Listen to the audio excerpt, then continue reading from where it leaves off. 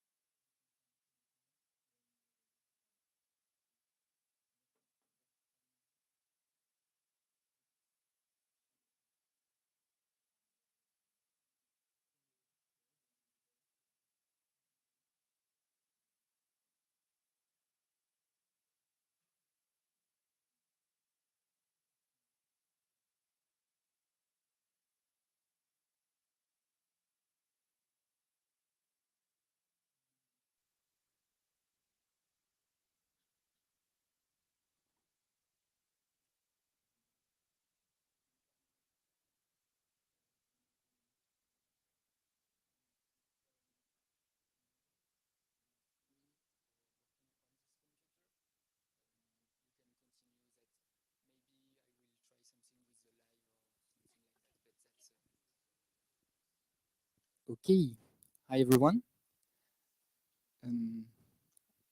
Is everyone hearing me well? And is everyone hearing me live on YouTube? If I don't know if we have a feedback of the YouTube. Yeah, it works. Okay, great. Okay, thank you very much for being today. Being here today. My name is Kevin Herissé. I'm the chair of the Lille IEEE Student branch.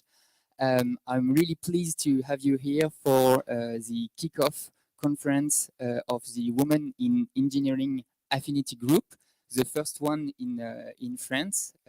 So we are really proud of this. And so I will introduce you to Maya Halawar, which is the chair of the Women in Engineering Affinity Group in Lille. So, and then Maya will introduce Professor Medard. So Maya, the floor is yours. Thank you, Kevin, for the introduction. So I'm Maya Alawar, second year PhD student in microelectronics at UMN. And as Kevin introduced me, the chair of the Women in Engineering Affinity Group of the IEEE Lille Student branch. So we're actually a group of PhD students, men and women, working together, of course, under the supervision of Professor Sabine Soneritz. So we're working in order to help promoting women engineers and scientists and inspire girls around the world to follow their academic interest in career into engineering.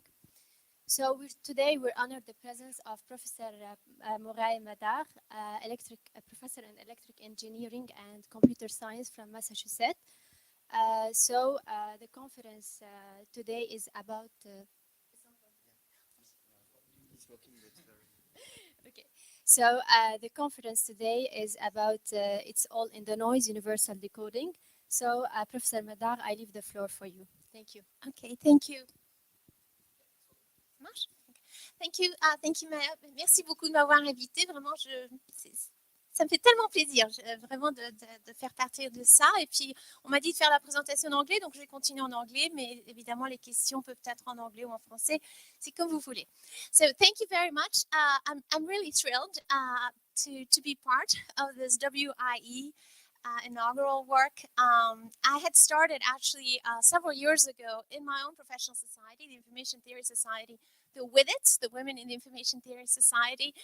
I remember there was a lot of opposition at the time. This was about 10 years ago, a lot.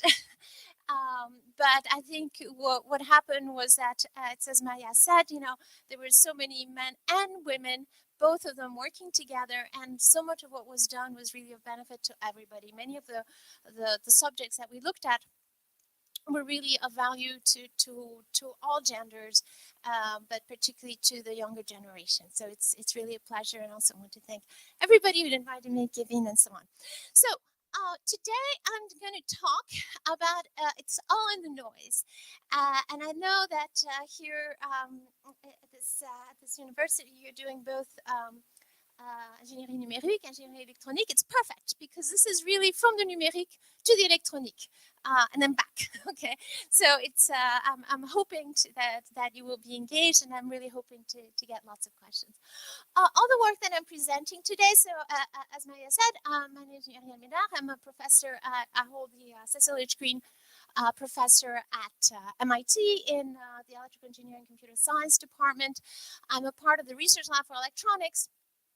Even though my background is more information theory, I'm in the Research Lab for Electronics, and actually the chair I hold was donated by Green, who was the guy who founded Texas Instruments. So I've always been very much in between the two. All the work is joined with Ken Duffy. Ken Duffy is the director of the Hamilton Institute, which is the largest institute for applied mathematics in Ireland. This is all joint work, but you'll see there's a lot of electronics that comes in.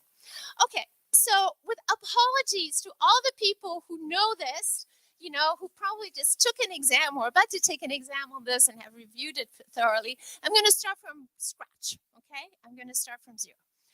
And as we know, all transmissions and all storage of information can be corrupted by noise. So for instance, here I have these 8 bits. These are the original 8 bits I wanted.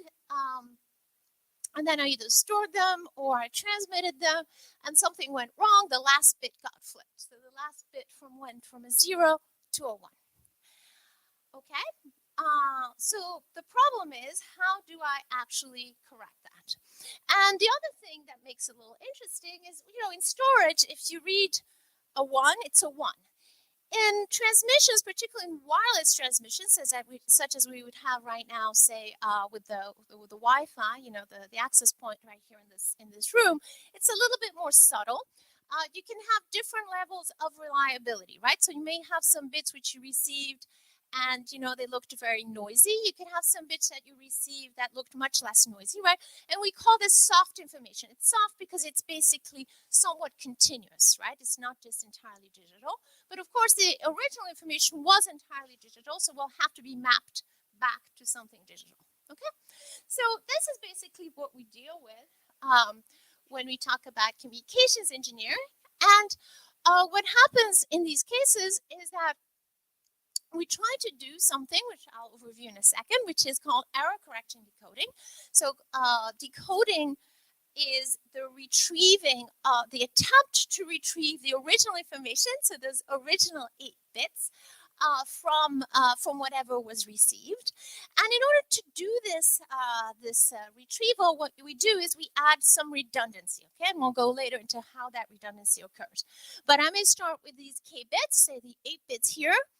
And basically, I'm going to add some extra information, okay? So I'm going to add n minus k bits to go up to n bits. And that extra information should help me to recover the original information. Okay? Everybody happy so far? Yeah? All right, good. Okay.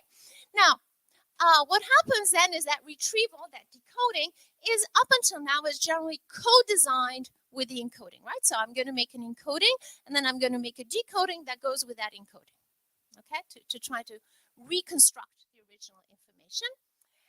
And the soft information, which is the soft detection there, these different colors, is generally helpful, but generally also has a little bit more complexity, right? Because there's more subtlety, and you have to incorporate that subtlety into your decoding. All right. So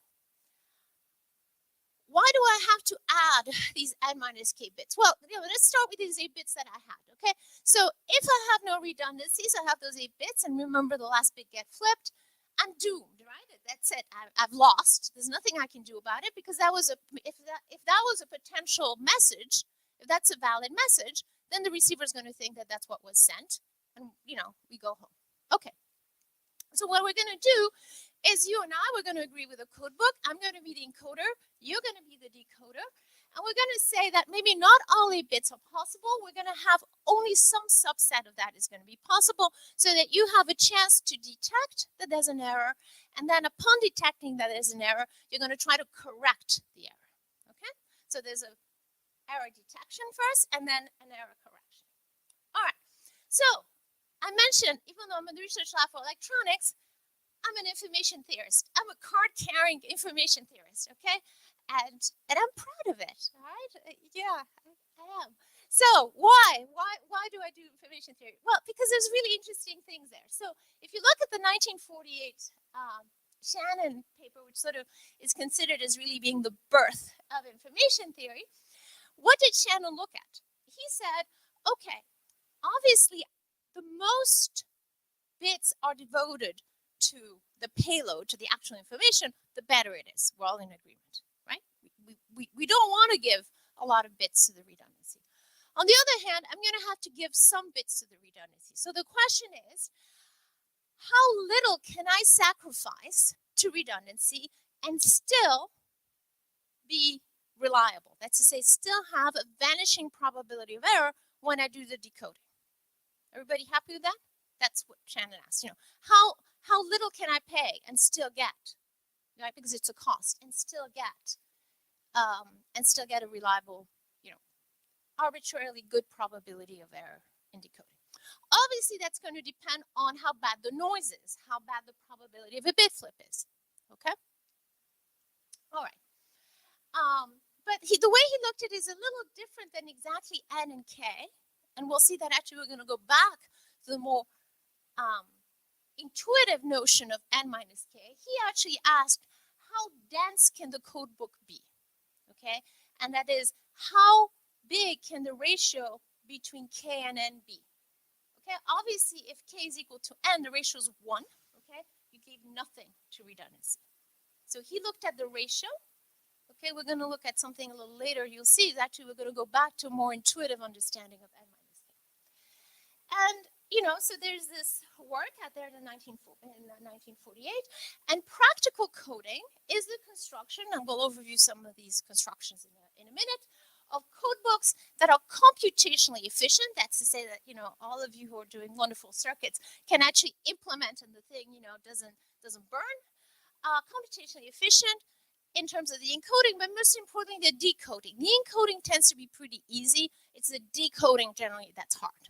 Okay, the interpretation that's hard, particularly with the soft information, as I mentioned. So that's the mapping of a received string to an element of the code book. Okay, again, we're going to start from scratch. So revision from, you know, day one of information theory or comms or wherever you saw something like this. We have data. It's in blue. The data has some redundancy. Okay, so I have a picture, and there's a lot of redundancy in the picture. I'm going to compress it. I'm going to do source coding, okay, to make it more space efficient. Okay, so that's going from the data that's blue to the data that's orange. So for instance, I did, I don't know, a gzip. That's a good form of compression, right, or something like that. Okay, so I went from, say, if each of those blocks is, I don't know, you know, 100 bits, I went from 400 bits down to 200 bits. That's because 200 bits sufficed really to represent the data. Okay, then I'm going to add redundancy. Okay, I remember one of my colleagues in another era going, you're a bit daft. First, you take out the redundancy and then you put it in. Why didn't you just leave it in the first place? Well, you know, because we'll see that was the form of the original, you know, natural redundancy might not be the most useful one for what we're going to use the redundancy later. But say I had 200 bits, I went to 300 bits. So here, you know, n is 300, k was 200. Okay, so the rate is 2/3. Okay, 1/3 of my transmission is going to be sacrificed to redundancy. And why do I add the redundancy? Because when I send it to a channel, some of the data is going to get corrupted by noise, you know, and noise is just a catch-all. It's just a phenomenological expression of something going wrong. And then I'm going to do the channel decoding, this very perilous, difficult thing here, going from the string of 300, but some of them are wrong, but we don't know which ones. Obviously, if you know which ones, you know, even I know how to correct that, to go back to the 200, okay, and then, of course, source decoding to reconstruct your email, your picture, whatever it was. All right, so the channel decoding is really what we're going to be concentrating on. All right, just a little bit of notation. So we call it the source S, okay, and this compression from 400 to 200 is because there was some entropy. Okay, some entropy, and the entropy is just a statistic of the source. Okay, there was some entropy which we usually denote by H in the source, and this entropy in this case was 1/2 or maybe less. Okay, what it means is that if you had an entropy of 1, you cannot compress a source at all. Okay, full entropy. There's no redundancy to sort of shed away. Entropy of 1/2 would mean that actually half your bits could be removed, and you could still reconstruct the information. I didn't say it would be easy to reconstruct the information. I'm just saying it's possible. And there is a converse, what's often called Fano's lemma, from my, you know, Bob Fano, who was a colleague at MIT and who recently passed away, almost at 100. But Fano's lemma, which says you cannot do it, by the way, if the entropy is too high. Okay, so it is the limit. It's an achievable limit. And it's also a limit such that it's a necessary condition. Okay, so I'm going to then have the data, and then I'm going to encode it. And what we transmit on the channel, we call X.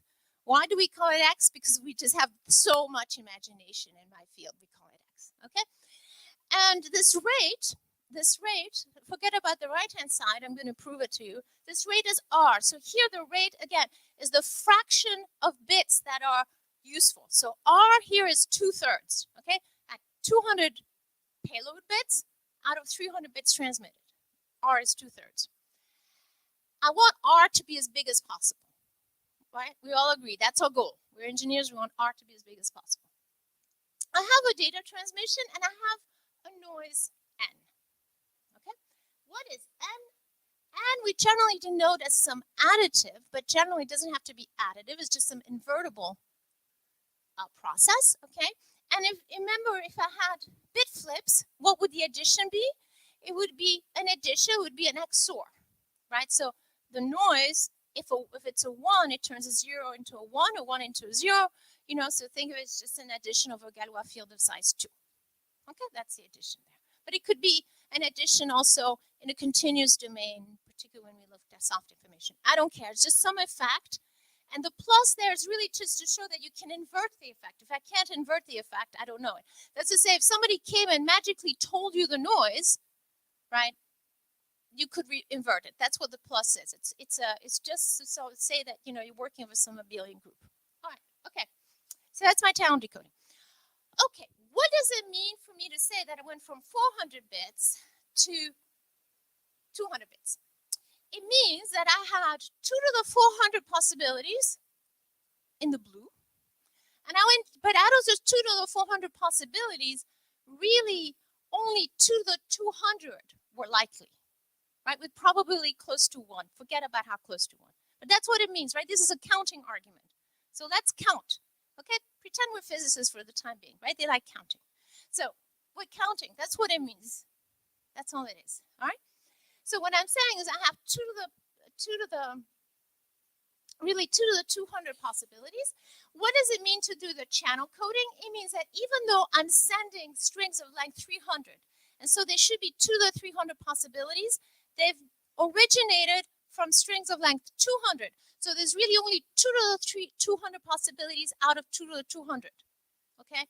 So the rate 2/3, what that means is in terms of density, right? If I look at the huge space of 2 to the 300, the density of code words is very low, right? Because 2 to the 200 over 2 to the 300, that gets lost. That goes asymptotically, density is going to 0. Make sense? That's what we're doing. We're making use of exponents. All right, so I send that x, all right. And that x gets affected by the noise. Now, I told you, the plus is just to show that the noise could be inverted. If a genie came and told me the noise, I'd be able to invert it. Yes? If they said, you know, this bit, and that bit were flipped, you say, thank you very much, I'm going to flip them. Okay.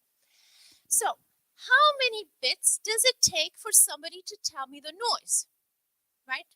So the best thing that could happen to me is I transmit, and then at the end, I leave space for the genie, my friend the genie who doesn't exist, to tell me the noise. And then I go and invert it. We agree? That would be the, you know, that would be the easiest life, right? That could ever happen. I need at least 2 to the nh, where n, where big N here is the noise and little n is the length, okay? Strings. That's how many strings of noise are possible. So just like I needed for compression 2 to the nh strings to describe the source, the noise, it's a source.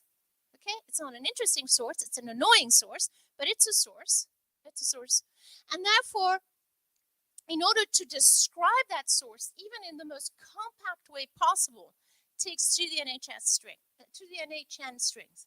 Are we okay with this? This is crucial. Yeah? Okay, so if I had a genie, I would say, okay, you know, give me the first 2 to the NR strings for my data. And you, Genie, you're going to tell me the noise, and I'm going to give you the last 2 to the NH strings for the noise description, and then once you've told me the noise at the receiver, I'll just invert it and we're all happy. Okay, so it's clear, right? I have 2 to the N strings, right? The output is usually denoted by Y, again, because we just have so much imagination, X input, Y output. 2 to the N strings here, okay? If I can recover X appropriately, correctly, it means that I was able to also recover N correctly, right? Because it's an addition. So if you have X, if I have Y and I can know X, it means I can know N.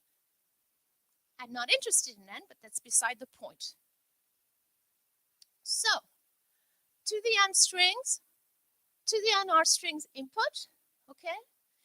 If I'm able to correctly to decode correctly, it means that for every input, I could have had all possible, with high probability, noises, and I'm able to recover them. Does that make sense? So again, let's take a second. Okay, so this is like the pigeonhole principle. This is just counting, just combinatorics. All right.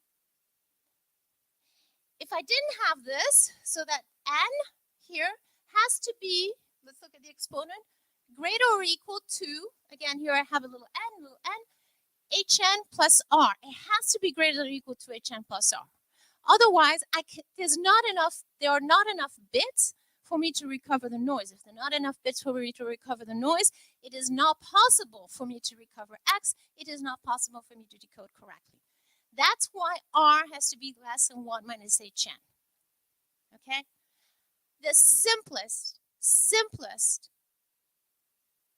converse to the coding theorem you will ever see. Okay? So usually if you've taken information theory, you go through asymptotic equipartition property, but after 4 chapters you get to this. No, let's count. Okay? It's a counting argument. It shouldn't be that complicated.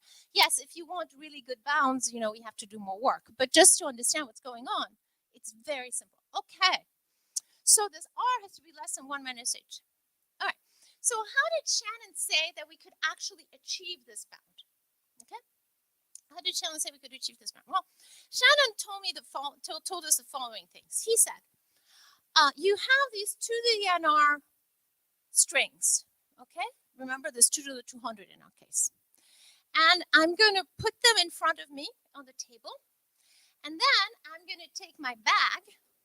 Okay, this is my bag with 2 to 300 code words. Code words that I'm actually going to, possible code words I can transmit. Okay, bit strings of length 300. They're in my bag. Okay, my nice fuzzy bag. You don't know what's in it, but believe me, there's strings of length 300 in there. Okay, so I'm going to take the first length 200 string, which is actually a message, all to the 200 possible. I'm going to go in my bag, and I'm going to pull a string of length 300. All right, and then I'm going to say, you string of length 200, you are assigned to this string of length 300, and then I'm going to record carefully that matching, that pairing. I'm going to take my string of length 300, I'm going to put it back into my bag. Okay, with replacement. Why do we do it with replacement? Because I'm lazy and I don't want to do the math without replacement, right? And remember, the probability that I choose twice the same thing is 0, right? So I'm not going to worry about it. Then I take the second length 200 string, go back into my bag, pull out a length 300 string, which could have been the same one as before, okay? Copy and put down what I did. And so I do this for 2 to the 200 times, okay? That is my code book. My code book is that mapping of length 200 strings to length 300 strings, which I pulled from my bag. All right. I'm going to call it C for code book. And then he said, so you do this randomly, all right, uniformly, randomly with replacement. And then he said, what do you do at the receiver? You do a maximum a posteriori. Now, if all length 200 strings had the same probability, which would have happened if I had done my compression properly, I didn't tell you that, but that's what would happen. Then actually this maximum a posteriori, which is, I observe the Y and I pick the C that maximizes the a posteriori probability, right? If all the C's have the same probability, prior probability, it's the same as maximum likelihood. So we call it ML, maximum likelihood, but it's really maximum a posteriori. I'm going to take the maximum a posteriori. So what do? I look at the Y. Okay, that I got. I go back to the book I had written over here, and I look through the book, through all the entries of the book, and I look at the entry that looks the most like the Y that I observed. Okay?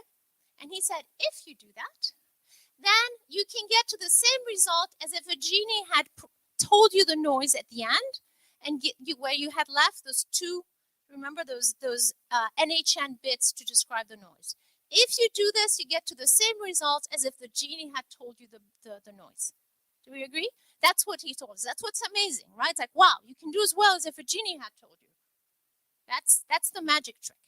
Now, why don't we do this? It's trying to connect me to. Okay. Why don't we do this? Okay, so suppose that I have, a code length, I don't know, like 1,000 bits, okay? We said 300, 400, something like that. Okay. Then first is the storage. Remember my book where I wrote everything? It's a huge book, okay? It has 200 entries in it. That's not fun to store, okay? You guys do circuits, many of you don't want to do that. Second, it's the computation. When I receive the Y, I have to look through all my book to try to figure out which C corresponds to the Y with the highest likelihood. I'd have to go through all the C's. So horrible. Okay, that's why we don't do it. All right. So as a result, for many, many decades, my community has been involved in creating codes and creating associated decoders, right? So we create codes, we have many colleagues who do, many of them are in math departments, they do algebra, right? They hang out in Galois fields and do all kinds of really clever, difficult things. And then, sometimes they have decoders that go with it, and sometimes other people create the decoders, and, everybody gets on famously. You have block codes, convolutional codes, which are just like block codes. They're just over polynomials rather than being blocks. So the block code is, you have your length k vector, you multiply it by a k by n matrix, and out comes, your length n vector, which is your coded vector. Convolutional, you do this using basically shift registers, right? So you keep doing it over and over again. So-called modern codes like low-density paracheck codes. I say so-called modern because low-density paracheck codes were invented actually by my thesis advisor, Bob Gallagher, in the early 60s. That is not modern, okay? Also, turbo codes go in there, were invented in the 1930s by Claude Bérou, and Glavieux and Titi Majima. And, then we have more for erasures, rateless codes, network codes, which I've spent a lot of my career working on. And then in 2009, another person that graduated from Bob Gallagher's group, so some years before me, Erdal Arakan, at Bilkent University, came up with the first structured capacity achieving code. So that 1 minus hn, that's the capacity. Okay, that's the highest rate you can get at. So we call it the capacity. And those were included into the 5G new radio standard. Okay. So that's what people have been doing. Let's go back to the two problems we had. We had one problem, which was storage, a second problem, which was computation. Okay. The first problem is not a problem. It has not been a problem since the late 60s, early 1970s. Again, my advisor, Bob Gallagher, showed that if you took random linear matrices, again, pick your Galois field, it could be 2, I don't care, okay? Any old Galois field, you actually get to capacity. Now, why is this important? Because instead of going into my bag and picking up strings and doing what I said, I replace my bag with one matrix, which is a k by n matrix, one random matrix that describes the entire code work, because every time I get a length k, remember 200 was k, I multiply by my k by n matrix, which was chosen, randomly, uniformly. Every element in that matrix was chosen randomly, uniformly, independently. That is as good. That is capacity achieving. So random linear codes, I can replace my bag with just a matrix. Wow. So why don't we do that? Okay, why don't we do that? Because the second difficulty remains, which is the difficulty of the computation. Okay? So why do I show these in light? Because those are theories. So these are practice, all the ones in orange. The ones in yellow are theory, right? So the theory told us I should be able to do something else. Okay. So we're going to get rid of the second problem. It's actually not a problem. That's what we're going to talk about today, with all that preface and all that, going back to Shannon and everything, but it's important to start from the beginning. Okay, so right now we have a decoder decodes a particular code. So we have things like cyclic redundancy check codes. Right now they're a code, but we only use them for error detection. We have Reed-Muller codes. We use the best decoder is called majority logic. We have BCH, Boss, Chaudhary, Hockenheim codes. We have a decoder, the optimum is called Berlekamp-Massey. We have CRC-aided, we'll see later what CRC-aided is, polar codes, which are good for soft information. We have CRC-aided, successive cancellation, list decoding, random linear codes, which we know are capacity achieving. We have no decoder, okay? And so we have this pile of chips, literally. And it's with 5G, it's getting worse and worse, okay? It's just more and more chips. And even when people tell you it's integrated, it's not integrated, okay? It just means that they have the same power source. Okay, that's not a chip that does everything, right? If I plug all these things here with the same power source, that's not integrated, all right? That's nice, it saves space, but that's not integrated. And we have distinct software, distinct algorithms to decode each code. Okay, what does 5G have? It has LDPCs, and as I mentioned before, it has polar codes. Actually, it doesn't have polar codes themselves. Polar codes themselves are not that great. It has CRC-aided polar codes, which I'll talk about later. Okay, and this is why we have standardization. Because when my computer or my phone sends something, there has to be a chip at the other end that can decode it. That's why we need standardization in codes. Okay? And this is billions of dollars of market. All right. We're not going to do this. Today, we do something different. We've all had our coffee, so we're not going to do this. We're going to get rid of the pile of chips, and that little chip on the right, that's our little chip. It's going to decode all the codes. The codes that couldn't be, the codes that you decoded before, the codes that you could not decode before, the codes that you could only use for error detection, all of those, they're going to go into our GRAND chip. Okay? And GRAND stands for Guessing Random Additive Noise Decoding. Okay? Why additive? Because that's the usual model. And because if I said invertible, grind doesn't sound good. GRAND sounds good. Grind does not sound good. All right. Okay. It's also a bit of a joke because, Ken's is Irish. And if you've ever gone to Ireland, they call everything's grand. Like, oh, you're grand. This is grand. And it just means, oh, it's fine. It's okay. It doesn't mean anything. It's like in French, ça va, grand, everything. Okay. So the channel output, remember, is my input plus noise. I'm putting a circle to remind you that this addition, for the time being, right now, I'm just talking in binary. So think of this as just an XOR. Okay. So I have to the n or inputs. I have to the n outputs. And I have my noise. And even though the noise is over n bits, okay, because any bit can be flipped, the description of the noise should only be nh. So I really have to the nh possible noises. Now, what did Shannon tell us to do? He said, look at the y and try to figure out the xn. But the xn, there's a lot of xn's. It's to the nr of them, right? Remember, that's like 10 to the whatever. It was huge, right? There were a lot of them. It's hard. It's hard. So what am I going to look at? I'm going to look at the thing that's easy, okay? I'm going to look at the small thing. Don't look at the big thing. It's hard to look at the big thing. To the x, to the nr is large. You want r to be as big as possible.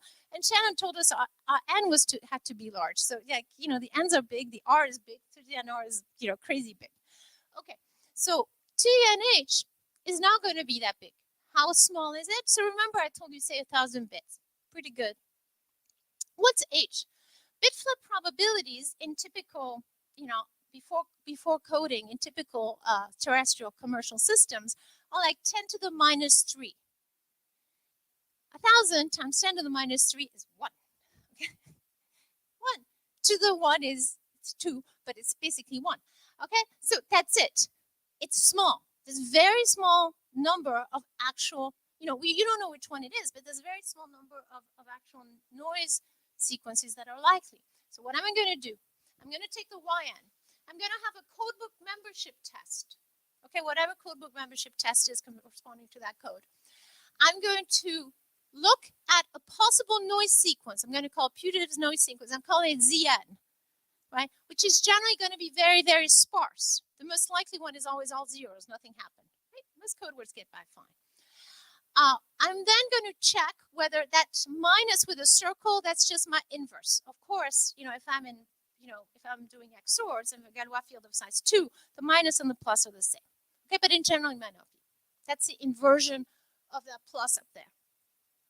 Okay, I'm going to invert the noise, this possible noise, from my Y, and I'm going to ask the question, is that in my code book? Is this a valid code word? If it is, then that is the maximum likelihood code word. That is the maximum a posteriori. Okay? So I'm only using the code book as a hash. I'm not doing any fancy, the code book is just a hash. It's just to check. I go and I check, is this in my code word or not? And this is very easy to do in hardware, right? Remember I replaced my bag with a matrix, okay? You just look at the matrix whether you got on all zeros. That's called, that multiplication is actually called the syndrome. Okay? That's it. That's all I'm doing. I'm just checking whether it's in the code book or not. And we'll see later, because I'm going to look at crypto, that I don't even need that to be linear. I don't care what it is. Okay? It's just a check. I just go, is this valid or not? All right. So this is universal. You feed me in the codebook membership, whatever it is. Okay, and that's what we're going to do in our chip. Suitable for any moderate redundancy codes. All I need is that the 2 to the NH is not very big, and the 2 to the NH corresponds to the N minus K I told you about before. Complexity is the function of the noise, not of the code rate. So in typical systems, because the complexity goes with NR, the larger R, the worse my complexity. And many systems basically are reducing the amount of information that they send. They're sending more overhead because they cannot deal with large rates. Okay? Now, it was tens of billions that the FCC just charged people for, for the last 5G auction of spectrum in the US. About 20% of that is due to bad decoding. How much money is wasted? Okay.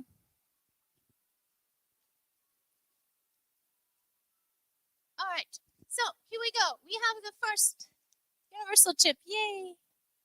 All right. Here it looks like. So this is all work. By the way, this chip was joint work, and it really, the credit goes to Rabia Zizichidil, who's a collaborator, kind of my collaborator at Boston University. And so this was presented at ESS Circ at the end of last year in the fall. Okay, so then you have, what do? We calculate the syndrome. So the syndrome is that checking of belonging into a code word that I mentioned. And we have, a couple of circuits in there. So you have a primary one for basically like there's very few errors. If you have a more noisy realization of your channel, you actually go here to a higher frequency. You raise your clock, okay? So that basically you do more checks.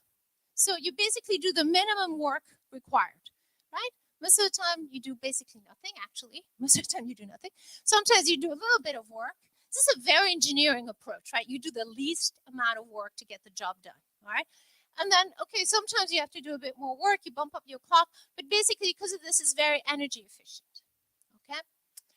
It's very energy efficient. And you can change the H matrix here is the matrix that I replaced my bag with. Okay, that's my decoder. That's my coding/decoding matrix.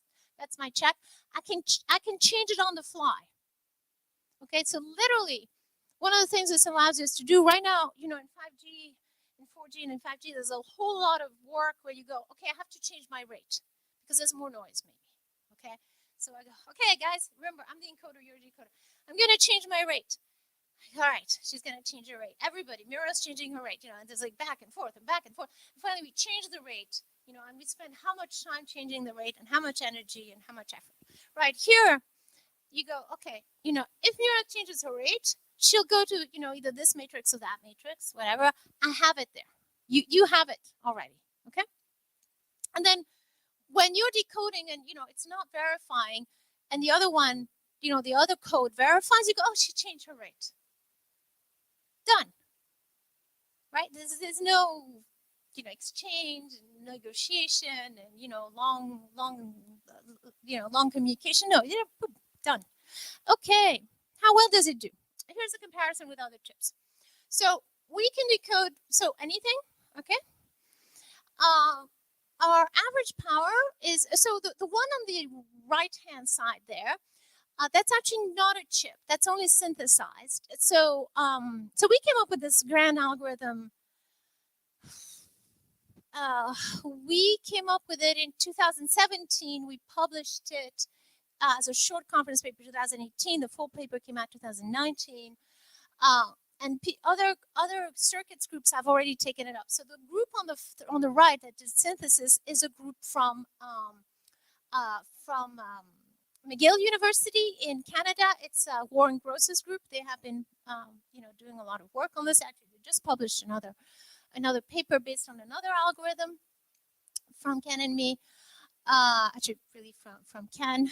So the average power here, the only measured ones are the first 4 columns. So you can see our power is very low. Decoded energy per bit is not the lowest, but it's very low. But I'll tell you more about that. The latency per code word is the lowest. Okay, speed. And remember that one of the big things in 5G, if you've been following, is low latency.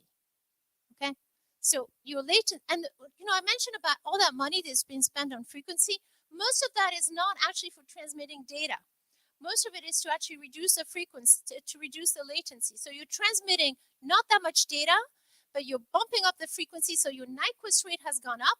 And by having your Nyquist rate going up, you actually reduce your delay, but you wasted massive amounts, and I'll show you later how much, okay? The reason I wanted to have, like, whatever, it was 40 billion in your head is just to see, you know, how much money is being wasted. Okay, that's the lowest latency, and the area is very good. Okay, so the others were all, you know, for particular codes, BCH, as I mentioned before, both Chaudhary-Hockenheim codes. And the SIPS one did it for CRCs, you know, so, but it was for any CRC. You can also see we can do any rate from, what is my rate? Oh yeah, from like 2/3 to 1, which is basically no coding. All right, how well does this do? On the left, codes for which there were existing decoders. On the right, codes for which no decoders existed. Why do I have CA Polo code there? Because there were no hard decoders. This first chip was just for hard decoding, right? You don't have soft information. Well, I'll show you soft information later, right? Okay, so this is the first maximum likelihood decoding of RLCs, random linear codes, which were known to be, you know, capacity achieving, but were never decoded up until now. Okay. First hard detection of CA polar. All right. The dashed lines are the theory. The full lines are the measurement. This works. This works, and it works faster, you know, lower latency per code word. Anything out there. Okay. So what codes can I do? Well, remember that people are building codes with all this structure and the encoder, decoder, and every decoder goes with one code, etc. I've shown you here on the abscissa different code lengths. Remember, generally we're trying to go to shorter code lengths right now because of latency. On the ordinate, available rate. Those are the possible code lengths with these different types of codes. If I go to a random linear code, you know, random codes, they have no structure, right? They have no structure, so any length, any rate, I don't care, right? You have every rate and length possible that you want. That one you can decode with grand. Okay. What about finite length codes? So remember that Shannon told us, oh, get your n to be very large. We generally don't want my n to be very large because that increases delay. So this is actually some curves that are pulled from a GitHub repository named Spectre, which is curated by my colleague at MIT, Yuri Polyansky, where he keeps lots of different kinds of bounds. Okay? Now, the bound at the top is capacity, that 1 minus h I showed you before. The red bound is a converse, means you can't do better than that at that particular line. So that converse actually gets to that dashed line as n goes to infinity, right? The blue squiggly line is an achievability bound. It's not a practical achievability bound, okay? It's a theoretical achievability bound. The other blue line is another achievability bound. What are they? Who cares, okay? They're just theoretical bounds, all right? If you're an information theorist, you recognize them. If you're not an information theorist, you go, oh, thank God I'm not an information theorist. Okay, now what are those dots in there? What are those dots in there? Those are what we can achieve with Grand right now with the chip I showed you. Okay, here's the question, see if you've been listening. What clever, genius design is each of those dots? How did we pick them?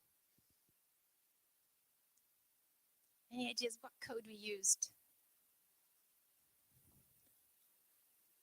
Remember, I'm an engineer. I want to do zero work, right? And then go do something else, right? That's what we do. We want to do nothing, we want the thing to work, and then we want to go and have coffee.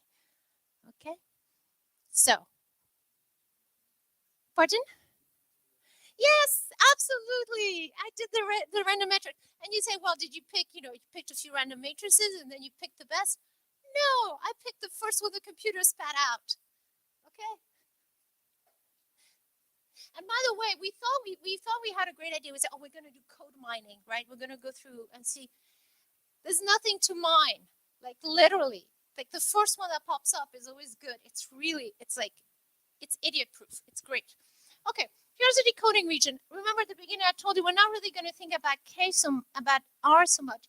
It's really about n minus k.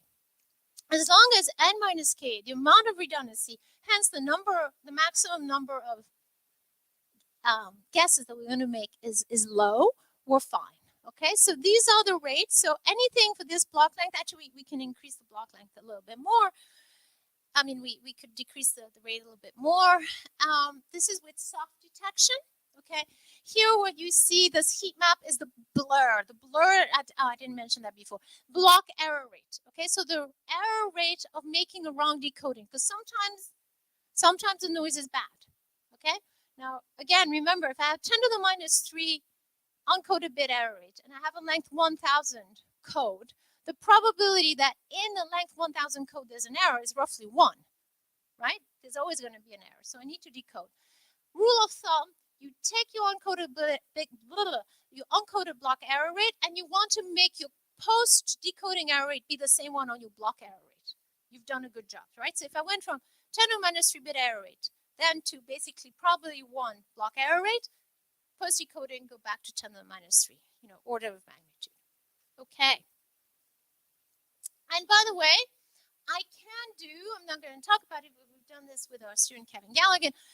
I can do recursive approaches, things like iterative approaches to make longer codes if I want.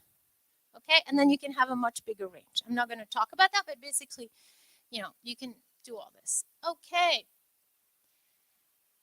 All right, they really are universal, and all of them do basically roughly as well. So remember, block error rate, okay? EB over N0 is energy bit over power spectral density of the noise, whatever. It just, left is good, right is bad, okay? Well, it costs you more, okay? This is the energy per transmitted bit. That includes the redundancy bits. So the cost of the redundancy is incorporated in the CB over N0. Okay. So what you can see is that if I use a Bose-Chaudhuri-Hockenheim code, if I use a Ciapolo code, if I use an RLC, they all pretty much do the same. Really. Okay. I can use soft information. I have 5 more minutes. Is that correct? I can use soft information, and I told you that I would mention how Ciapolos use soft information. What they do is they use a CRC, which I mentioned before is for error detection, and what they do is they look at the soft information, they create a list, hence the successive cancellation list decoding of possible code words, and then they use a CRC to check among those possible code words which one is good. Okay, that's how CRC-aided successive cancellation list decoding works. Okay.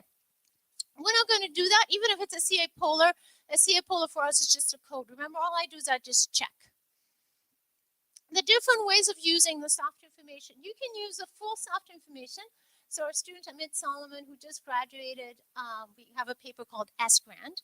There's actually a heap structure, okay?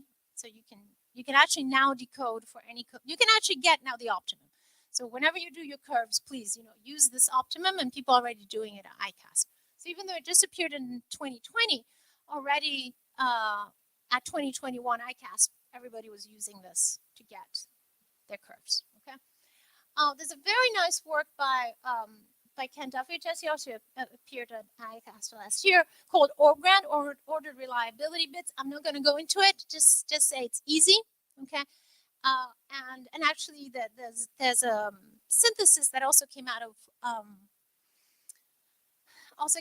Warren Gross's group. Very nice synthesis, and there's been some analysis recently from Huawei showing that it is quasi-optimum, right? This was just an algorithm which empirically shown to be almost optimum, really optimum, and it was just recently shown to be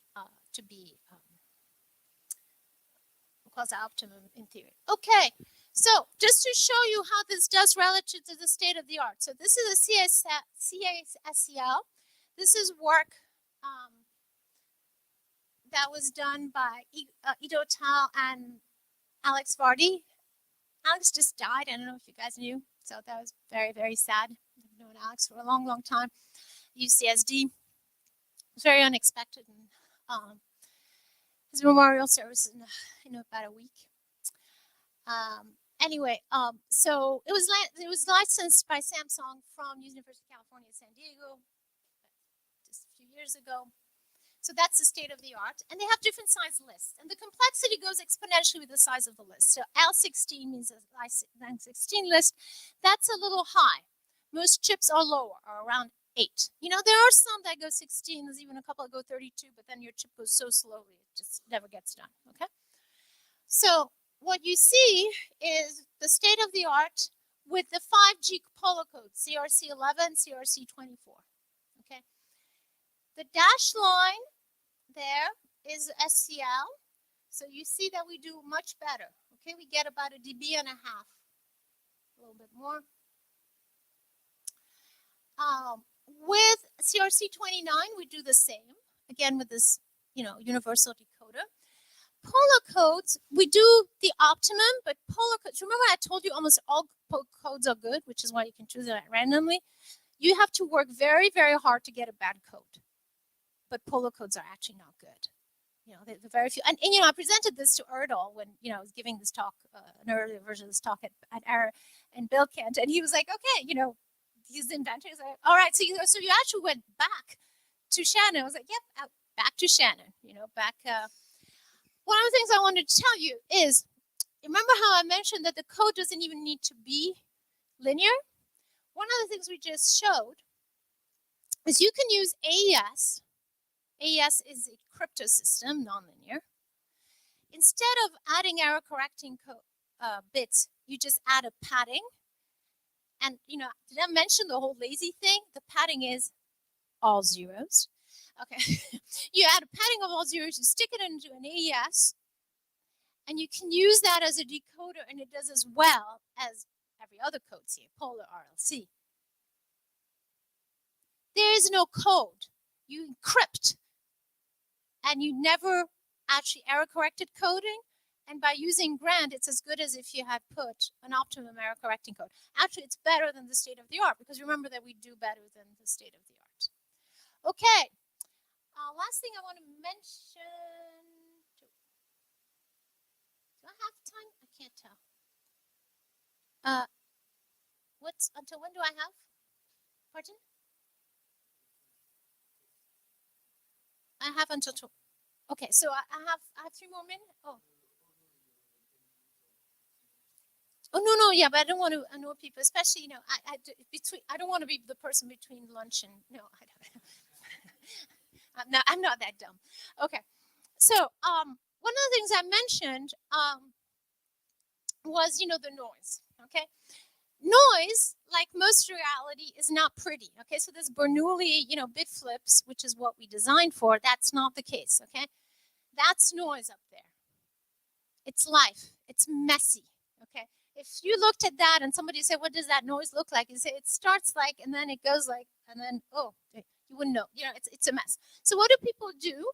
They interleave it. Okay, so they scramble it so that it looks IID. It looks Bernoulli. Okay, this scrambling adds a lot of delay. Okay, how much delay we will see. And remember, delay means that you have to make up for it by going at a higher rate, which means you have to put money.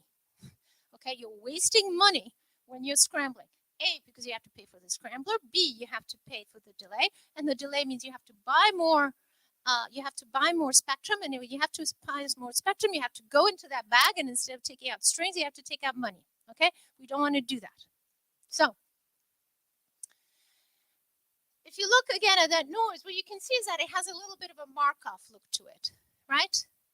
It has a Markov and a feel to it, and again, many systems use that. Okay, so this is what we're going to do. I'm going to go very quickly over it, but let's say I have like a good state where my noise is lower, like you saw, and then I have a bad state. So I sort of stay in the bad state for a while, where there's more noise. Then I go to a good state where there's less noise, and then after some time, random, I go to a good state, whatever.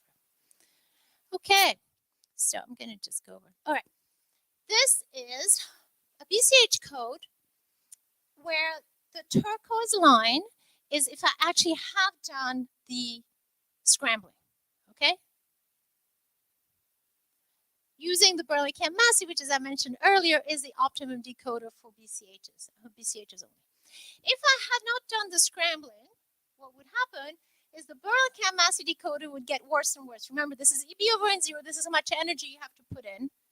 N0 is just how bad the noise is. That's the noise spectral density. Okay, so if it gets more bursty, it gets worse, right? That's why people scramble. That's why people interleave. Now, what happens with grand? Unless the memory is so high that it's basically longer than the length of the code, which is what that last line is, the more I know about the noise, the more structure there is, the happier I am. Because remember, I'm guessing. If you're guessing, the more the probability is structured, the more correlation you have, the easier your guess is, correct? Never mind how we do it, right? There's math, but it doesn't matter. It's intuitive, right? It's like guessing a password. If everybody used completely uniform random passwords, passwords would never be guessed, or very seldom, right? Passwords are guessed because that's not what people do, okay? So if your noise actually, if your noise actually looks like that up there, you would have an easier time guessing it because there's some structure than if your noise actually looked like the thing in the bottom. Okay, so who cares how their ways are doing it? This is with our student Wei An, who just graduated. If you have bursty noise, you actually are going to be better if you use grand. This MO stands for Markov order. Okay, how much better relative to interleaving? You have basically a power factor of 4. Okay, so 6 dB.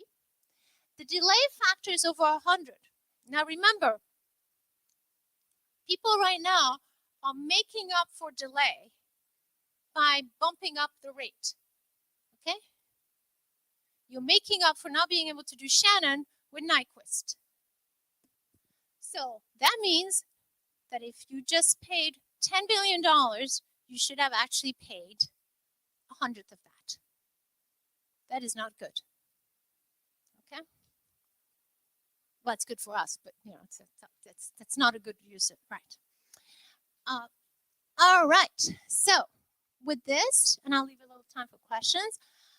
I'm showing you a new algorithm, which is hyper simple. Okay, has been, by the way, it's really interesting because the algorithm is so simple. But when we presented the paper, or the information theory community, we got, you know, and I'm editor-in-chief of the transactional information theory, right? So I know what reviews look like, okay? More than I should. And reviewers in my community are very, very thorough. They always like to go into the details, you know, and comment a lot about the math. Okay, there was 0 comments about the math. The original paper was absolutely hermetic. Okay, the math uses very, very different math from the usual information theory math. Okay, I gave you the high level here. That's not the math we use to actually show the theorems. But what I want to tell you is that this algorithm is extremely robust, has actually mathematically guarantees which are stronger than the usual math that we use in information theory. Okay, that it's stronger because in information theory, you know, you have an exponential decrease in, you know, I told you I want the probability to be good, right, of decoding. And I said the probability of making an error goes to 0. I didn't tell you how. You know, it actually goes exponentially with that. Okay, so we can still show that it was exponentially with that, but there's something very interesting. Usually in information theory, if you go above capacity, above that 1 minus 8, you go, disaster, okay? Actually, not really. Because if you guessed quickly, then with high likelihood, even though your average may not be good, on that particular code word, you were still correct. So we have success probabilities, which had not been shown before. So it's actually very, very robust, right? So again, even though I did it all in terms of counting because I think that that's the right way of doing it, okay? I just want you to know that there's a huge amount of mathematical robustness behind it, okay? And there was a reason why it hadn't been done, that the math that we brought in, and really I credit Ken with that, was very, very different from the usual math, all right? So you have hard detection, you have soft detection variants, I mentioned them. You don't need to have code design. In particular, we may no longer need to have standardization of codes. You just use whatever code you want. You tell your receiver, the receiver pops it into the chip there. Remember, I have a port popping in the code, and we're done. No standardization. Okay, this is going to make some people very happy. It's going to make some people really not happy. Okay. But no design, no more bunches of chips. The codes are all good. So there's a lot of intellectual property right now around codes. I don't even need to code. Remember, I can just use an AES and just pad it with zeros. So I don't need that. Capabilities with existing underutilized features, you know, you can do much lower power systems. In particular, we've shown, I didn't go much into this, but we've shown that, you know, if you just get rid of the code and replace everything with just a CRC, right now we have CRC aided, I just replace everything with a CRC. The CRC is an excellent code. You know, again, I have to be a little careful, okay, but with a tiny amount of care, which I'm not going to go into, the CRC is an excellent code. Everything has CRCs, okay? Anything has CRCs, you know, anything, everything has CRCs. So you might be able to forget about the code and just use a CRC, which is already there. Okay, that's it. I'm now going to take questions. Thanks. Thank you.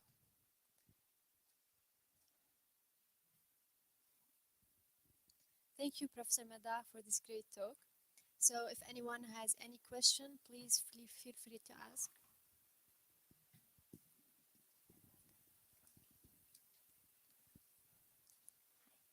Thank you for, yeah, can you hear me? Yeah.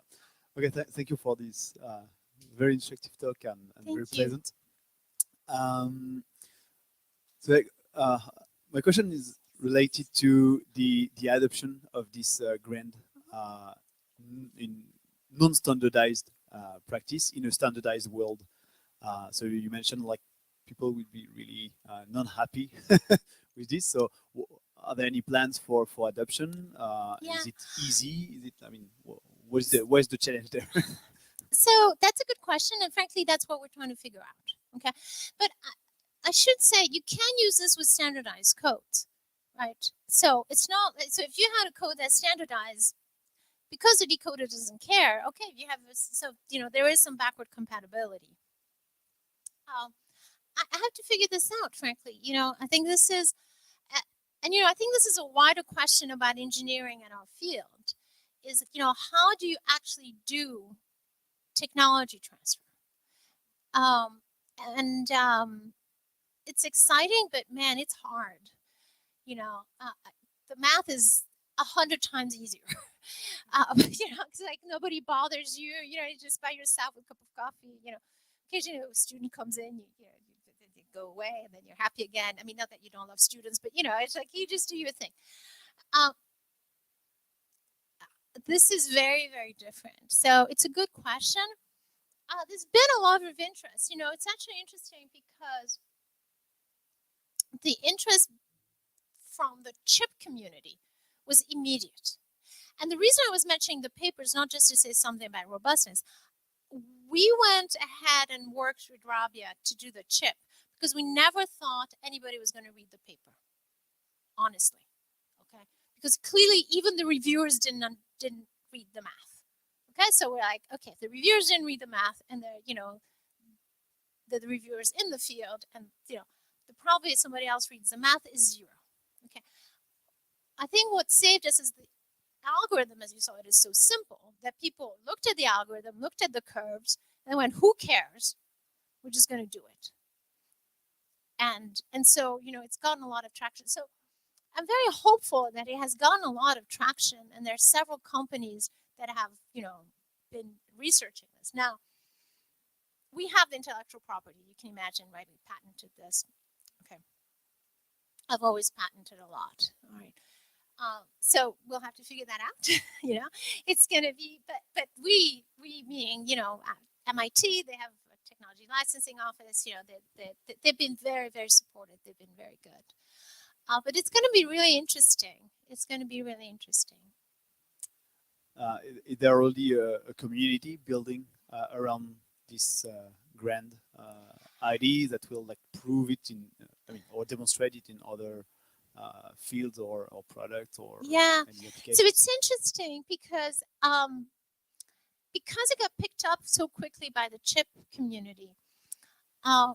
It wasn't my usual community.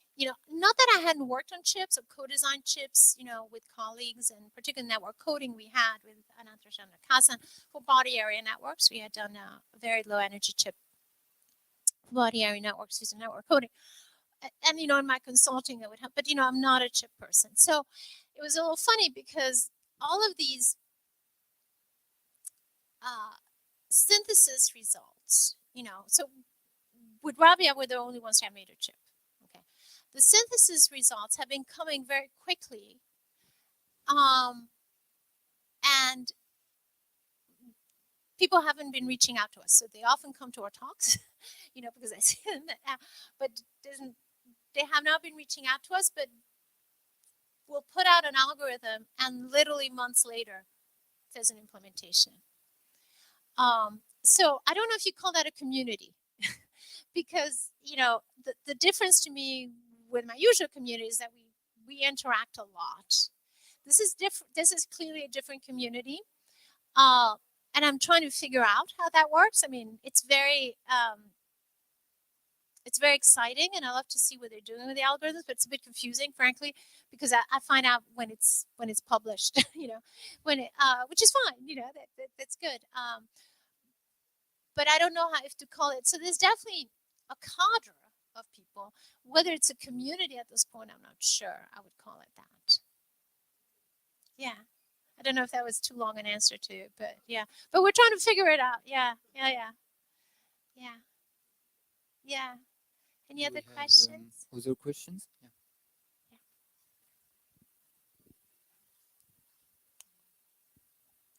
Thank you very much for this talk. It was very, very interesting. I would have lots of questions, but go for it. I will try to. I'm sitting, so. You say your algorithm is very simple, but there is a step I don't get exactly. It's you have to generate the noise sequence somehow. Correct. And the noise effect. Do you have tricks for that? Or Yes. Yes, I guess so. And so let me tell you. Okay. let me show you. So if you think of, the original just Bernoulli, if there's you have no no soft information, the trick is you're just generating sequences, all zeros and a single one and so on. So basically what you have is you just have a bunch of shift registers. And when you get to the end, there's an extra one that comes in and you can parallelize. By the way, this is massively parallelizable, right? Because you can do these checks in parallel. So you can parallelize.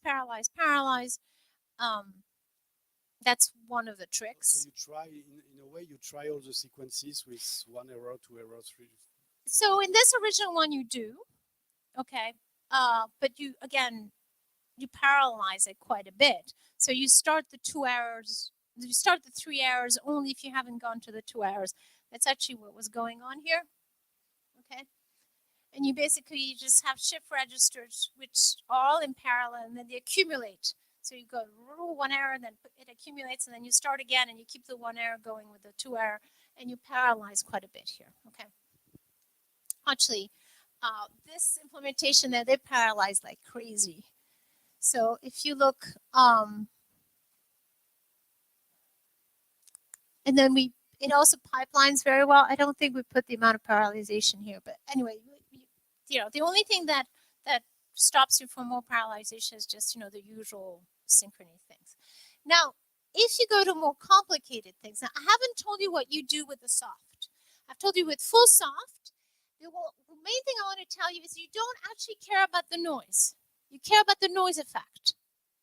So you're not trying to recover the noise. Okay, even if you have continuous noise, the effect is not continuous. It's either it was either a 0 or 1. Okay. So what you look at is you just look at the signal, you just look at the log likelihood ratio. Okay? So you're looking at the log likelihood ratio. SR Grange, what we do is we just you look at the 1-bit quantization. That was the first thing we did. If you just had, you're sure about this bit or you're not. Actually, that reduces the complexity massively because you basically reduce your area over which you guess noisy bits. Okay, so SL Grand works very well. Again, lots and lots of math there that you can do. S Grand, I told you there's a heap structure that pops up. Okay, which makes it manageable but not so good parallelizable. Not so good for being parallelization. Heaps are not, like sometimes I teach, our sophomore level algorithms at MIT, with tons of people, and it's like we do heaps, right? They're very simple, but they're not super parallelizable, right? That's why people don't do them in hardware that much. OrbGrand doesn't actually use the probabilities, uses an ordering. And what I haven't shown you is if you do if you actually use this, you just look at the data, okay, from say an AWGN, the bit flips, and you just look at the likelihoods, okay. It turns out, with soft information, you may need to look at bits that are like even like the 90th less reliable. So what Ken did is he looked at it like a statistician would. Okay, he comes from math and theoretical physics, right? So he does stats. He looked at it and he said, the phenomenon here is that of a particular line, of just a line, like statisticians would. They're like, I don't care where it came from, it's a line, okay? Then there was an improvement that was done with our student Wayan, whom I mentioned, where we like, okay, it looks like a line, and then at the end it looks like maybe like 2 lines. It's a line fitting, okay? And that actually is super, super fast and massively parallelizable, okay? Because you just, very recently with our student Evan Gephardt and our postdoc Pei Hong Wang, we have shown that you can do, that you can actually do Q-Grand, quantized Grand, where you have, because most chips have 3 to 5 bits of quantized soft information per bit of information, so that you can see how to do the quantization so that it's a little simpler than the S-Grand, but it's similar to S-Grand, okay? So that's, again, you're not, people go, but how can you guess the noise if it's continuous? Like, you're not guessing the noise. I'm only, the continuity is there to give me likelihoods. the noise effect is still discrete. Okay, so that's how we do it. Then if you go to things like correlated, what you do is here you use, basically you can look at, this is the binary symmetric guessing order. This is, just these little dots. A lot of people, by the way, we started with this, and you were talking about a community. Everybody seems to have picked up on this picture. So everybody is now doing this picture with little blue dots. So there is a community. We've all agreed blue dots are in fashion. Okay, blue polka dots. Okay, so that's the only thing. These blue dots, like we see this everywhere. We're like, when we didn't know, we were just drawing it. And we're like, okay, everybody likes this. You can see now in likelihood when there's correlation. So there are ways there's circuits for doing this, and we came up with ways of doing it. But this is, there were some people right now from KTH and ABB in Sweden who just came up with, a variation of this to make these blue dots. Okay, so there are different circuits. But you can see now there's a lot more errors. So it's no longer 1 error, 2 errors, right? The dots are number of errors. So now when they're correlated, things with more errors may be far more likely than some other patterns with fewer errors. Okay, so read vertically for the number of errors. Okay, so it's a short talk. I can't go, but there's a lot of fun stuff to do there. But generally, it's quite efficient because, again, the more structure you have, the better off you are. Okay, so what you can see here is you still the most likely is only no error. It's like no errors and like 1 error. It's a feedback shift register, so you can see why I'm going beep, bing, bing, and then shift, shift, shift, shift, shift. Okay, so and then shift, shift, shift, shift. Okay, I mean you're generating this with shift back shift, with LFSRs here. I was wondering what the gain you have when you go from hard decision to soft decision. So the gains are the same. So I didn't show this because those are the same gains that you have in theory. Okay.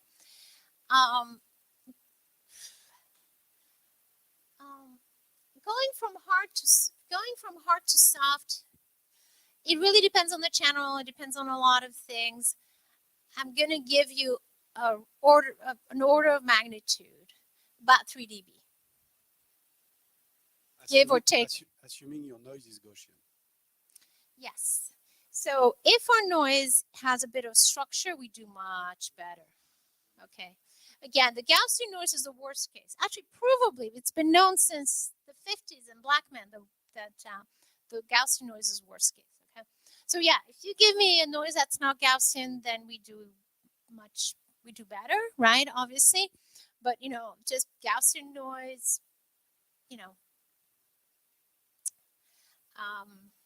yeah, I don't have that picture here, but it's usually I might have it in my backup slides. That's a good question. Do I have that? No, because I took out my backup slides. Okay.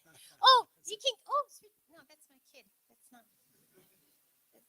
the little one. Not the. All right. Okay. Sorry. Backup. Okay. Yeah, so I didn't bring my backup slides. But if you're interested, yes, go to our website. If you just want to do some, so we got previous, we put them here. We have a little website, Grand Decoder. And by the way, we are about to put all of the code. So if you want to try these out, so by the way, I teach this now for how to do it, right? Like even in class. And so, just implementing Grand, it talks in terms of simple, I have an hour and a half in class, like travaux pratiques, I just give the students, they all go on MATLAB, they do it, they program it in little groups of 3, and then by the end of the hour and a half, everybody has it, right? Everybody has the right curves. So, it's easy, okay? That's what I mean by easy. It's a one session of travaux pratiques. That's what I mean by easy, okay? Now, we do have fast code, lovely multi-threaded code. It's all C++, and we have it already. It's on a private GitHub. We're about to put it in here so that people can play with it. And there we'll have Grand. It will have also Grand for soft. We haven't figured out yet if we're going to release the Markov order. So we're trying to figure out what to release time. It takes a little while to release because, you know, it's like, it's one thing for you to, you know, whatever. You don't want anything embarrassing in the code, right? I'm sure there always will be. But so we're releasing that so that people can play with it. So that people can play with it. But, you know, we also needed like a very good, you know, like a good user interface. You know, we want to share it. Actually, that goes back to a question of community. We'd like to create a community so that people can look at it and tell us. The problem is, you know, we want people to tell us. We also don't want really to talk to people, right? So, you know, it's like, because usually when they tell you, it's like, hey, you know, I don't like you should have done this or that. I was like, I don't want to, you know. Like, so it's, you know, it's free and it's worth every penny. You know, it's like, you know, zero cost, zero benefit. So we're going to release that. And so we wanted to do it last month and then end of term. And, you know, it's just been crazy. But we're hoping to do it this month at the latest June, because we're going to be doing, Ken and I are doing a tutorial in Finland on this. And so what we're hoping is then as part of the tutorial, we can sort of go online and show people how to use the code a little bit and have them play. Yeah. Thank you. Thanks. Thank you. Do we have more questions? Okay, so I think we can now have a little discussion about women in engineering. Yes. And so with Maya and you, Thank you you. can sit here at this table.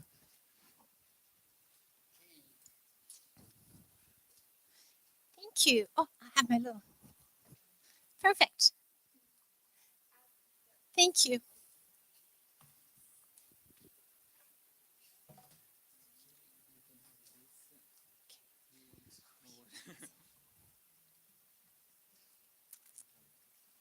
Perfect. In this one.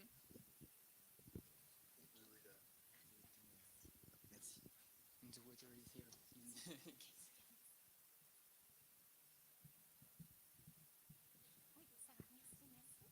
Non, c'est parfait. De toute façon, je parle 6 fois.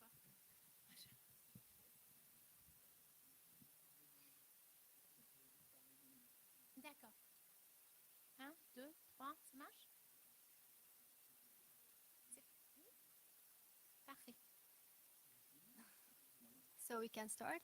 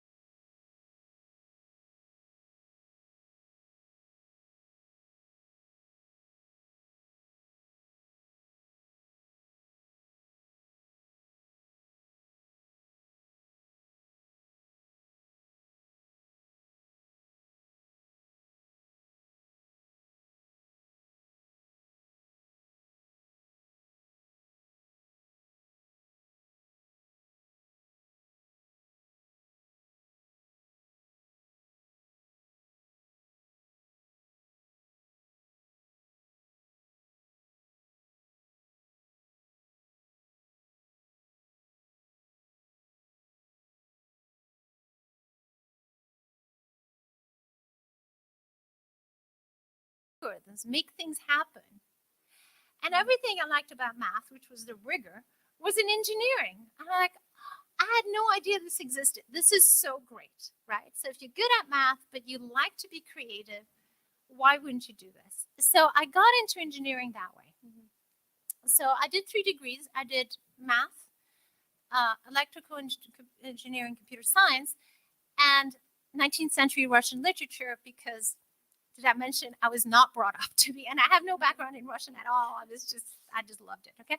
So it would allow me to sort of pursue these different efforts. So when I got to finishing my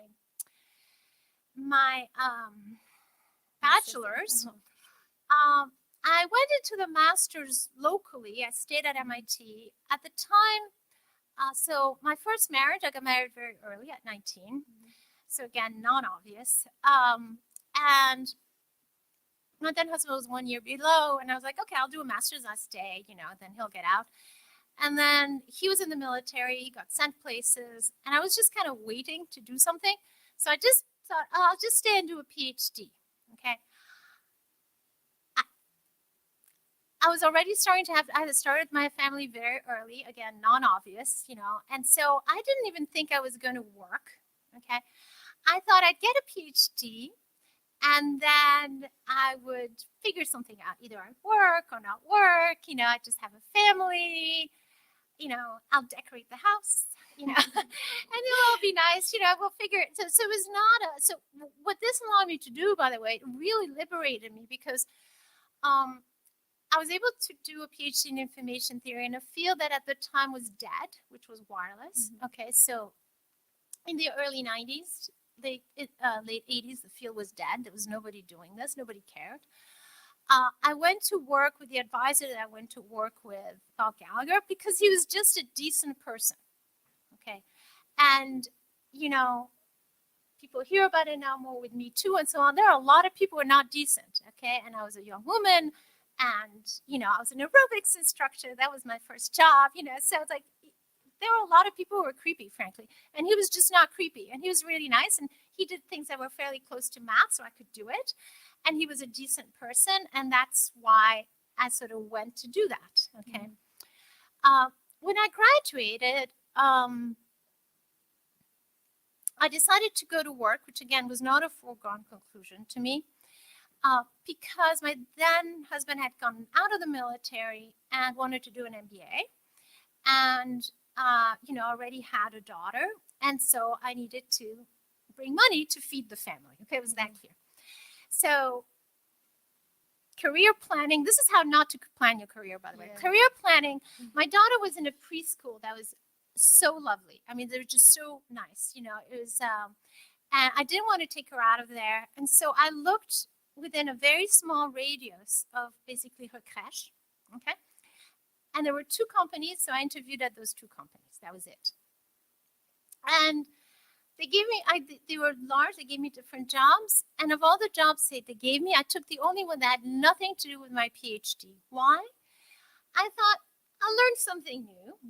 I'm not really going to have a career. I'm not going to work. There was a project that nobody wanted to touch because it was so risky. And I thought, I'll do it. It sounds fun. In 2 years, my then husband was going to finish his MBA. He'll work, and I'll just stay at home and decorate the house. So, I went, and it was great, because it was very risky, but it ended up being it was actually optical network security, very, very successful. So I actually didn't really think about truly in any sort of way about my career until 2 years after the PhD. And I remember actually my advisor, Bob Gallagher, asking me, do you want to go into academia? And I laughed. I was like, why would I want your job? I'm a normal person. I have a family. I doing aerobics and decorating the house. No, we're not doing this. Your job's insane. I don't want to do it. And so I'm a couple years out, and suddenly now I have to realize what to do with myself. Right? Do I decorate the house? Do I work? If I work, I had taken this job because it was close to my kid. My kid was now out of the crèche. And so, what am I doing, right? And I have a very dear friend who's now the dean of engineering at Princeton. She's still one of my dearest friends, Andrea Goldsmith. And I was visiting her in California, and we're staying up, we're just chatting, and you know, we're already working together, and we were just literally, it's like 1 a.m. we're drinking. And I don't know what to do with myself. And I'm actually enjoying being an engineer. And I started working with students in the place where I was with interns. And to my incredible surprise, I liked working with students. I didn't expect to like working with students. I was like, you know, I have my own kids. I don't need other people's kids. Thank you very much. But I did, you know, and that was a big surprise. So I suddenly realized I really was enjoying this. And she said, why don't you go look at academia? And it was like an epiphany, right? I was like, yeah, maybe I should. You know, it's like people tell you the same thing over years and years, and you go away. You know, it's like, okay, I'll try it. And so I went to University of Illinois, Urbana-Champaign, which I loved. I absolutely loved it. It was very, very collegial, very warm. I had my second child. I was there, but you know, it was a bit out of the way, and so my then, you know, it didn't work for my then husband. So we moved to Boston. I got the job at MIT, and I've been there ever since. So I don't know if these are hurdles, right? But I think definitely, you know, it's more a story about how people are not always obvious, okay, and people don't always have straight paths. I think to me, one of the things that was most maybe evident, you know, relative to my colleagues is, you know, I have 4 kids. So I was pregnant a lot. And then I nursed. I would bring my babies to work, you know. That's it, you know. And people would tell me, you don't bring your babies to work. And I just ignored them. Completely ignored them. Okay. And again, you know, Bob Gallagher is very good. He let me bring my baby to work and nurse. And so I think that tends to be one of the most obvious things. And, you know, I mentioned, of course, that, you know, also for women, for both women and men, but maybe more for women, particularly young women, you know, the having to choose to work with somebody who's literally just a decent person is, you know, that's important. You know, the fact that you even have to look into that, you know, those to me maybe are the two most obvious. I just wanted to share because, you know, the way I look at it, the way I tell people, it's like, if I can do it, trust me, you know, like everybody can do it, you know. Yeah, thank you. So like PhD wasn't planned at all. So if you go back to time, like if you had a job after you got your master degree in electric engineering, what would you do? Like, could go forwardly to work, or? I always felt I could have been happy doing a lot of things. You know, I think. You know, there's always the post facto, you know, just like we looked at, you know, a priori, a posteriori probabilities, you know. I think it's mostly about encouraging people to see things, you know, and to try things. I think the PhD in engineering is actually much more useful than people give it credit for, you know. You know, when I finished with that master, as I said, I finished with 3 degrees. You know, I had good grades. I had a master's thesis I think was very strong. But I hadn't been given the time to just think, you know. And one of the things that really helped me with a PhD, particularly because I was working in an area where nobody was working in, there was no research contract. You know, I just did teaching assistant and got fellowships. There was no expectation, right? I got a few years of just thinking, right? You know, I'm hoping, you know, like today, what I showed you, what did we do? We went back to 1948, right? And we said, okay, you know, suppose I knew nothing. Okay, yes, I know some math and whatever, but suppose I knew nothing. If I had to start from scratch, what would I do? And I think that ability, you know, that desire to go back, I think everybody has the ability, but that desire to go back and say, let me start from scratch, let me not have all these, you know, idées reçues or whatever, that comes from the PhD, in particular PhD where I was, you know, kind of left to do my own thing, I think that was really amazing, and I didn't know that. I think that makes you a completely different engineer, to have that time of exploration and reflection if it's used well. So I would say, like, even like I did some research about you and the degrees you had, but after this talk, I would say like I'm really inspired of Oh, thank you. really. Thank you. I would like also to ask you, like, if my memory is good, you got your PhD in 1995, Correct. and from that time until 2014, you became a professor. So right after my PhD, I went for 2 years. Remember, I was working near my daughter's crèche. Then she graduated from the crèche. I went to University of Illinois. And then after a couple of years there, because of, again, family reasons, I went to MIT. And so I've been at MIT since 2000. Yeah. So how would you say about this career experience you had and the new responsibilities that aroused? Yeah. So it's interesting. I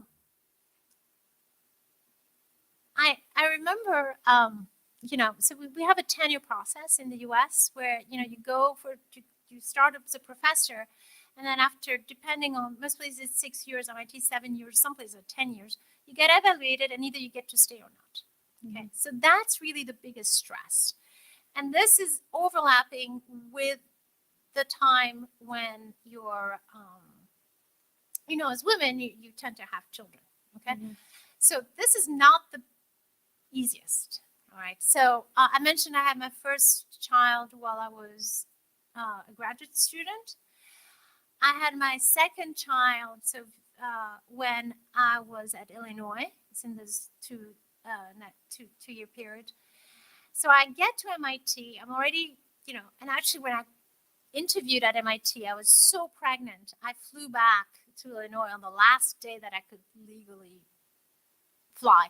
Like, I was in the plane and I couldn't put down the tablet because Josephine was there. And so, I'm starting with one young child and one baby, okay? And so I go to my department chair and I go, okay, so, I'm starting, what does it take to get tenure? Just tell me what I have to do. He goes, well, in 7 years, we're going to go out for letters, and they have to say that you're number 1 or 2 in the world in your field. And I laughed because I thought it was a joke, and I thought that's a really good joke. And then he's not laughing. I remember going back to my office, and by this time, I had a little surprise, number 3. So I'm like, walking back with my little surprise going, there's no way. Like, there's no way in 7 years, like, this is crazy.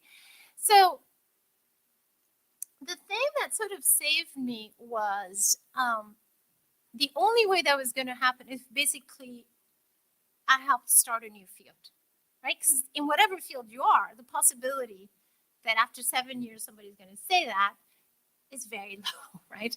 And by the way, nobody had been tenured and stayed in my department since the 1960s in my field, okay? So that already tells you, like, people told me I was crazy to go there, which I probably was. But I said, okay. But, again, I thought, well, if it doesn't work, I'd do something else, whatever. I wasn't caught up. So that's how I got into network coding. And, it was really because I had the information theoretic background. But remember, I told you, like, right after I graduated, I went to do something that had nothing to do with information theory. The only job I was offered had nothing to do with my background. I took that to learn something new. It allowed me to bring in 2 things that were very different and, really into this new field.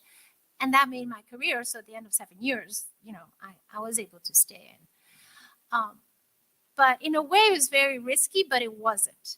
Because at least it was a probability there that I could make it. Whereas if I just stayed doing something more traditional, the probability I was going to make it was 0 because there was no way that letters were going to say that, I don't know if that's helpful in terms of the career path. Yeah, so, yeah.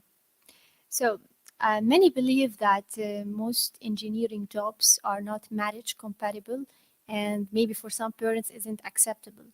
So like based on your experience, how would you comment on this, and what support advice would you give in order to overcome the battles and breakthroughs that may appear while working? Yeah. So I think it's true. I don't think it just is. Okay. It's just, but I think it doesn't have to be. And one of the things that's been incredible about academia is it's results based, right? So, I mean, yeah, you have to show up, when you teach. But a lot of the work you can do in your pajamas at home, after the kids have gone to sleep. One of the good things I'm hoping will come out of COVID is that people will be more flexible, right? I mean, it shouldn't be about whether you show up at certain times and you're dressed a certain way and whatever. It should really be, does your stuff work? And by the way, if your stuff works and you took less time than somebody else to get it to work, great. It doesn't matter, okay? If anything, it's even better. So it should be results-based. I don't think enough jobs, I don't think just in engineering, I think in general, but I think engineering is primed to be a more results-based field. And so I think I have a lot of hope there, but I'm really, hoping that it becomes more results-based. And but yeah, I mean, and I would definitely encourage people to go to places that are more results-based. I mean, the great thing in academia is in the end, it's your papers. Somebody can download your code. It does what it does. Okay. I remember I had a very big project with DARPA, which is a lot of my communications work has been military communications. And there were two groups. One was the group I was in, and the other one was another group that had a different approach. And the group we were doing network coding, and we have a midterm review, and I show up, and my nunu was sick, so I come with 3 kids, including one in my arms, and I show my stuff. The kids are sitting there, and there was no school that day, of course, and they're eating, and and one of them keeps looking at this and they all, it was all men, right, and except for my daughters and myself. And one kept looking at them and making faces, and she has cheese on her nose, and I'm thinking this is not going well. So basically, I'm doing this, and afterwards I get a very serious talking to, this is not professional, this is not how we do it, and I want you to go to the review of the other group and see how it's done. So I go there. So this is how it's done. A, it's all men. B, they're wearing suits. 3, they're no children inside. Okay, so I'm like, okay, fine, so they all go on and go. Finally comes a stage where you have to hand over the code to the red team. Okay, the red team is the team that's trying to break you. Okay, so you had to do 2 times better, 2 times less spectrum than the existing solution in the state of the art. Okay, so they first put the state of the art, the current solution. They, this is for military networks. They put it up. They start to, it works. Okay. Then they try the other team. They put it up, it dies. They put it up, it dies. They put it up, it never worked. Then they put our solution. We got 10 times better. Okay? So yes, I showed up. My hair was like this, the kids are nose on, the nose of the kids, yeah, they're making faces. Okay, fine. I realized it was, but the stuff works. Okay? And that's what matters. So I think it's really, really important for us to move to a very, results-oriented. So I think making things more results-oriented. I mean, that's one of the great things about grades, right? Grades don't lie. I remember looking for a research project beginning of my second year in university, and I had called all professors, and I printed my CV, and I would show up at these appointments. And they would go, oh, actually, I don't have a spot. I'm like, no, and the last one was about to do the same. And I said, please, just look at my grades. Just look at my grades, okay? And he looked at them, and he looked at me, and he looked at them, and he looked at me, and went, okay, we'll try. You know, but you know, the other ones I didn't even get a chance to have people look at my grades. So I think again, it's about results. You know, does the stuff work? Does it do better than something else? Mhm. So I think that, you know, getting things to be more results oriented. By the way, so this term I wasn't able to because I had many commitments. But for the last few years, I've been on the search committee at MIT for electrical engineering. You know, and at one point I said, look, you know, we were getting a not diverse set of recruits at all. Let's have some metrics. And there's which metrics? I don't care. It doesn't matter what metrics. You know, let's have metrics so that we decide ahead of time what are the rubrics, and then each candidate you put, you know, a number and then 2 sentences as to why you put that number. It doesn't matter, right? Just something that makes sense. After we started that, all the hires in EE were women. This is a field that has less than 10% women. Metrics. Okay, and I said, I don't care what your metrics are. It can be citations. It can be money brought in. It can be prizes. It can be number of pages in the thesis. It can be, I don't care what. Okay, just put metrics. Okay, so you know, I think one of the big things for diversity, in my belief, is to have metrics. It's just you're trying to give people a fair chance. You know, that's one of the things that was great about the French system at the back. You know, there's no your name. They don't know what you look like, you know, that you maybe don't sound like people expect, you know, like, no, you know, here, just grade this, okay? So I think that that's very, very important. So, as a woman in engineering with such interesting and inspiring experience, I think some like young girls need like some motivation and like more like a push to get enrolled in engineering. So, how would you like encourage and motivate, also guide them for this way? I think this holds not just for women. I think it holds for a lot of young people. I see less interest from young people in engineering. You know, I think the realization that it is very creative, you know, and sort of going from the math to the project, but without forgetting the math, maybe more quickly, you know, but looking at things a little bit more project-based so that people have that satisfaction, right? Because, I mean, that's the thing about an engineer, right? You get your thing to work, and, you know, you look at your curve, and it does better than the other person's curve. And that just feels good. Okay, that's just such a high. You know it. That feels good, right? And you know, people need to have that because, you know, it's basically, you know, we're just going for that hit, right? I'm like, yes, you know, or like, you know, your chip has a lower energy, you know, feels good, right? And so people need to have, I think, that early on, you know. So I think allowing that and showing that it's a very creative area is important. You know, it's interesting. You know, if I look at many of my peer women in academia in my area that have achieved considerable success, very few of them actually started in engineering. One started in English, one started in political science. You know, and they actually ended up in engineering because they took a class and went, oh, this is great. I can do this, you know. And so, you know, allowing exploration in university, not telling people early on that they're in math or not, but just, you know, sometimes people discover their appreciation later. So I think also having a lot of different times in your career where you can come back to engineering is very important. So, if anyone have any question to add, There must be a question, or even a comment, or if you want to share your own story. Yes, if you want to share.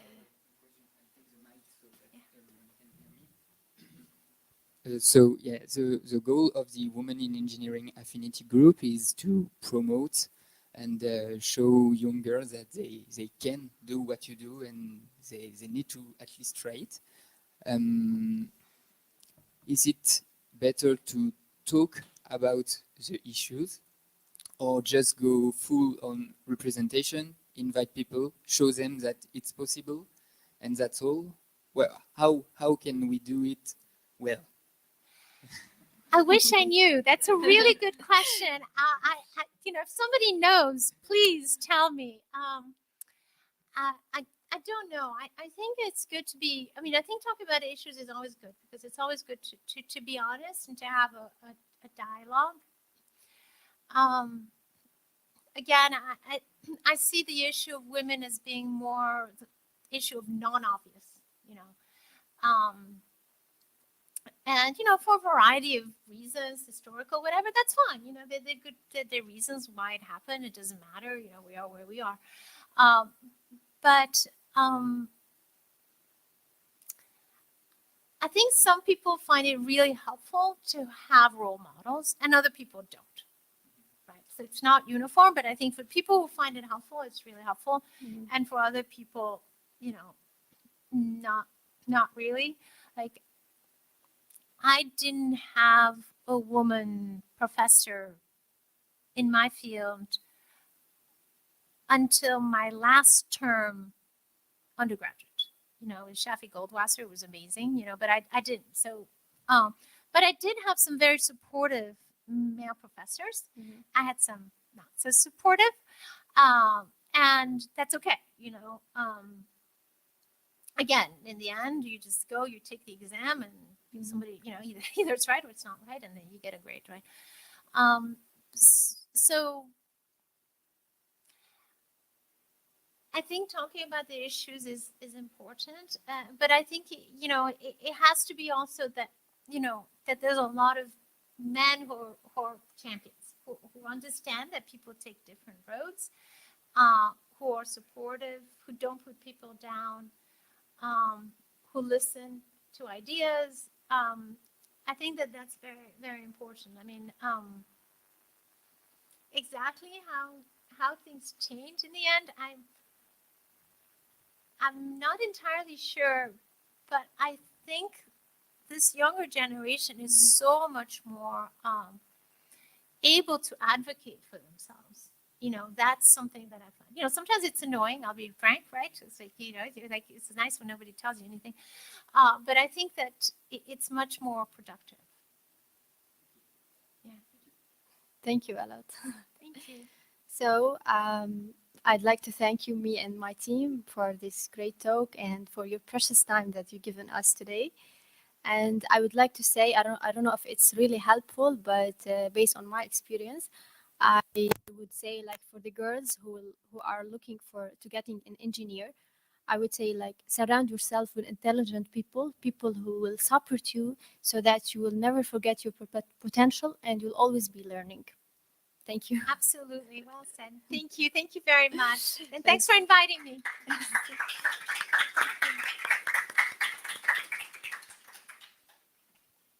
Great. Thank you very much for being here. That's the end of a nice talk. Thank you very much for the team that helped us put everything, the live, and Yes. it was, from my point of view, really great. So I hope you enjoyed it too. Have a nice day. Bye, Thank everyone. you. Thank Goodbye. you very much.